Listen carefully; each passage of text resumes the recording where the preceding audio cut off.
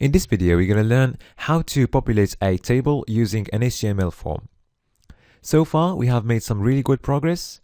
We have learned how to connect to a database, how to create a table, and how to populate the table using some simple PHP code. Now we are going to add more interaction with the user so that the user can input some data in a form, submit it, and add records to a table in a database. Okay, so first of all, we're gonna need to connect to our database. Okay, and then we're gonna write some code that will send the data to the database. Before we do all this, let's create our form right under that.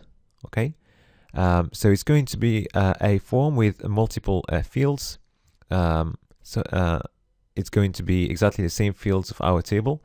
So we're going to have an ID field, first name, last name, email, and then password. Okay. So we'll create the form first, and then we'll write some PHP code to send the data to the database. Okay. So first of all, let's create our form. So we're going to use the form tag. So we're going to be running the form in the same PHP script. Okay, so we don't have to specify the action, but if you want to do so, we can say action is the name of our file, which is 5.populate populate table using form. Okay, .php, and then the method is going to be post, since we are sending a password with the form. Anyway, this is just an example. So now let's have the ID inputs. So we're going to place everything inside a form group. Okay. Or div of class form group. And the input is going to be of type okay, I'm going to choose number format. Okay, and we're going to give it an ID.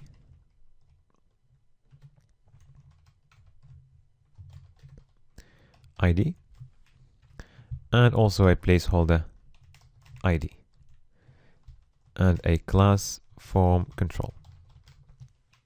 Okay, and then for PHP code, the name of the field is going to be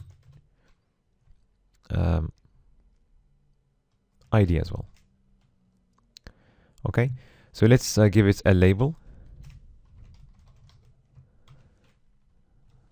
ID, for example.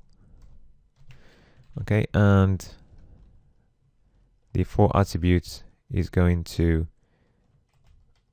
the elements of ID. Okay, so that's our first input. The next one is going to be the first name. So let's just copy and paste this. Okay, so the label is going to be first name for first name.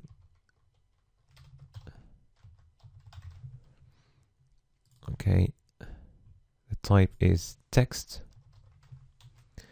Okay, ID first name, placeholder first name, and the name first name. Okay, so let's copy this again. For the last name,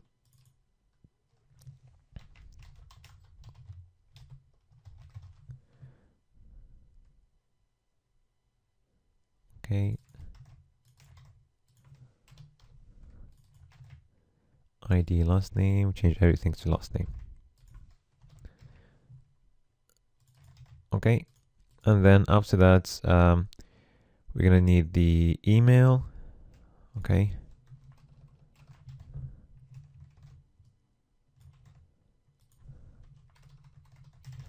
so the label is email, and I'm going to change everything else to email. Okay,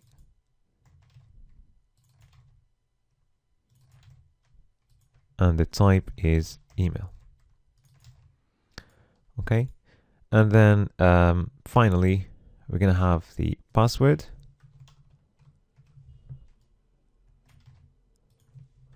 Okay, so it's going to be label for password. The label is password. Okay, and the input type is password, ID password, placeholder password, and name password. Okay, and finally, let's have our submit button, which is going to be an input of type submit, and we're going to give it a name submit, and let's style it using the button and button success classes, and also let's make it bigger using the button large class. And finally, let's give it also a value saying send data. All right, so if we save this and refresh, so you can see that our form now is ready. Okay. All right, so now what we're going to do, so when we open the page at the beginning, we want to connect to our database. So let's just copy the code connecting to the database. Okay.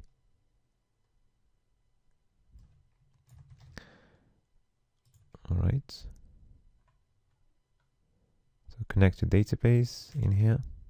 Okay.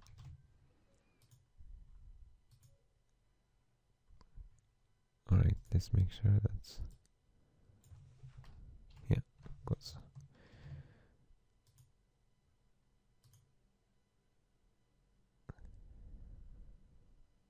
Okay, so that looks better. So we can connect to our database. We've got our form. So now what we're going to do, we are going to write some PHP code right after this header and just before the form. So our PHP code is going to get all the user inputs, okay? And then we're going to check for any errors. And if everything is fine, then we are going to execute a query, which is going to add a record to our table.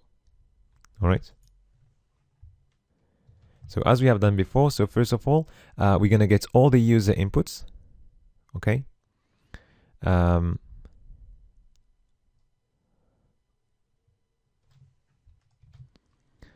Okay, so we're going to define a variable ID, where we're going to store the ID inputs.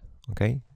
So we're going to get the inputs from the super global variable post, and we're accessing the element of key ID. Okay, we're going to use the name of the inputs, it's ID. Let's just change the type to number rather than number formats, that's better. Okay, you can see that's if we have number, we'll be allowed to put only numbers there. Okay, and if you write any letters and you try to send data, we're not going to be allowed to. Okay, so the next variable is going to be first name, and we'll set it to post first name.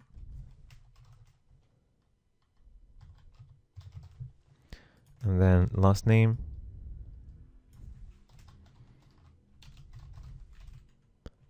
Okay.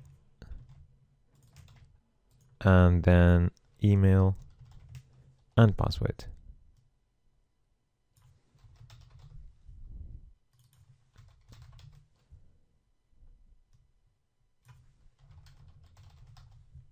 Okay.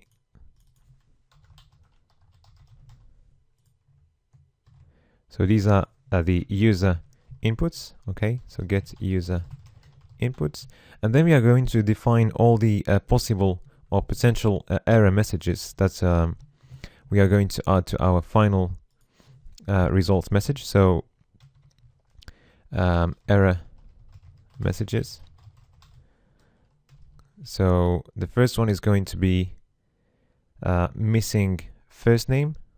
Okay, So we're not gonna deal with the ID because anyway we are sure that the user is allowed to input only numbers, because the HTML5 is going to take care of that, and it's not a required field. Okay, I'm gonna see later how we're gonna deal with that. So we're gonna start with the first name. So the first error for first name is missing first name. Okay, and we can set that to a paragraph in a string. And for example, let's place everything inside the strong tags.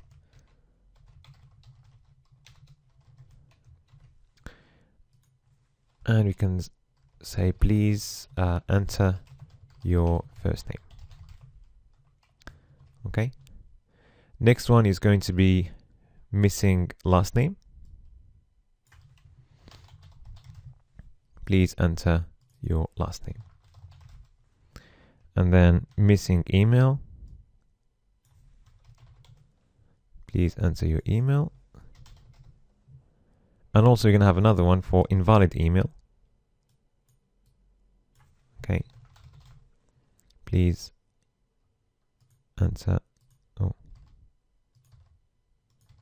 please enter a valid email address. And finally, for the password, we're not going to check anything about the password. We're just going to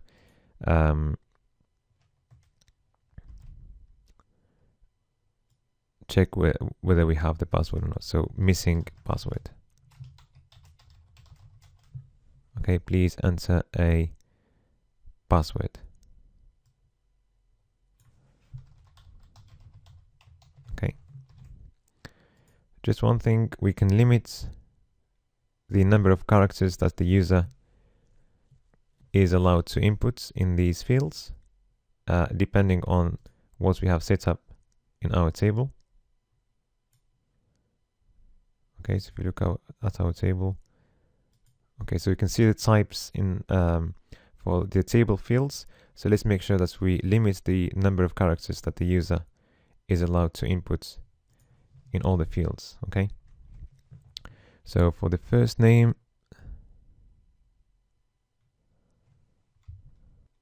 or the ID, so let's have a max length. Okay, let's have a max length of 4 characters, and then for the first name,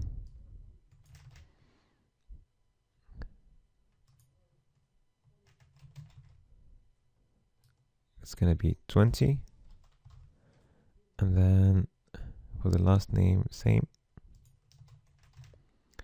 20, and then for the email,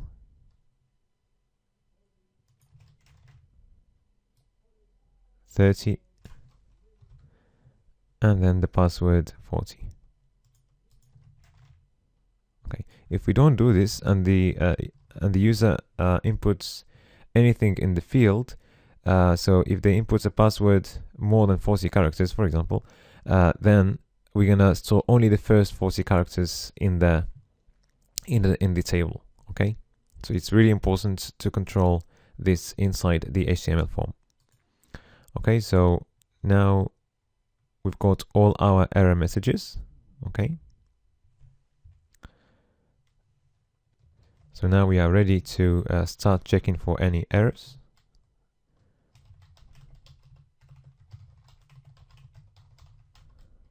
Okay, so if the user submits the form, so if we have an element inside the post variable of key submit, because our submit button has got a name submit, then we're gonna do these checks. Okay, so first of all, we are going to check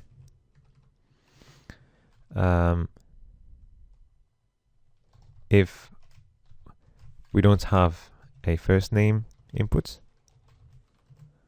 Okay, then we're going to have a variable, as we've done before, called errors, where we're going to store all the error paragraphs.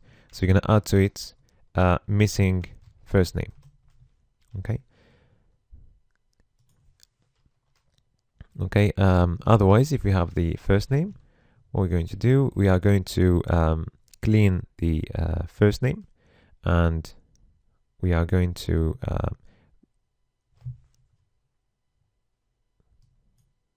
let's just change this first name. I'm missing S. Okay, so first name is going to become the cleaned version of first name, and the way we get that, if you remember, so we're going to use the function filter underscore var. All right, and then it's going to take a couple of parameters. So the first parameter is the variable to clean, or the input to clean, which is first name. Okay, just bear in mind that first name is the inputs of the user. Yeah. Okay, so and the second parameter for a string is going to be filter sanitize string. Okay, filter underscore sanitize string. All right. Okay, so now we've got our first name clean. Okay, so now let's move to the next one, last name. So you're going to use more or less the same code. Okay, just going to change first name to last name, and the error to missing last name. That's it. Okay, and then we are going to check the email. Okay, it's going to be the same code more or less. So if we are missing email, then we're going to have missing email, else the email becomes the clean version of the email, and rather than filter sanitize string, we're going to be using filter sanitize email.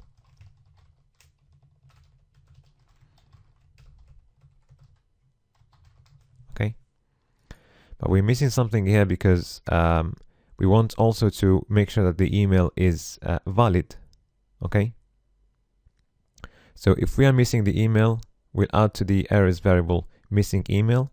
Otherwise, we are going to check if the email is valid or not. So first of all, we're going to clean the email, okay, and then we'll check whether it's valid or not.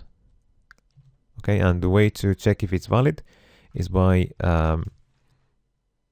using filter var with filter validates email. Okay, so we're going to check if it's not valid. Okay, so if, so exclamation mark for the opposite. So you're going to check if it's not valid, and you're going to use filter underscore var, and it's going to take a couple of parameters, so the clean version of email. Okay, and the second parameter is going to be filter sanitize, filter validates email. All right, so if the email is not valid, then we are going to add to our errors variable the error message saying invalid email. Okay,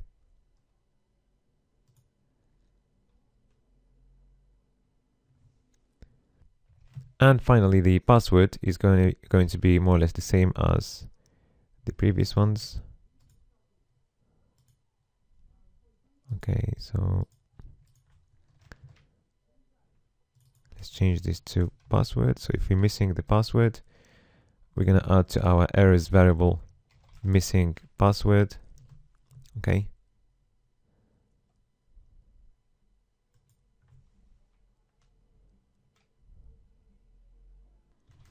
and there is no need to filter sanitize the password. We'll see later how we're going to insert the password inside our table.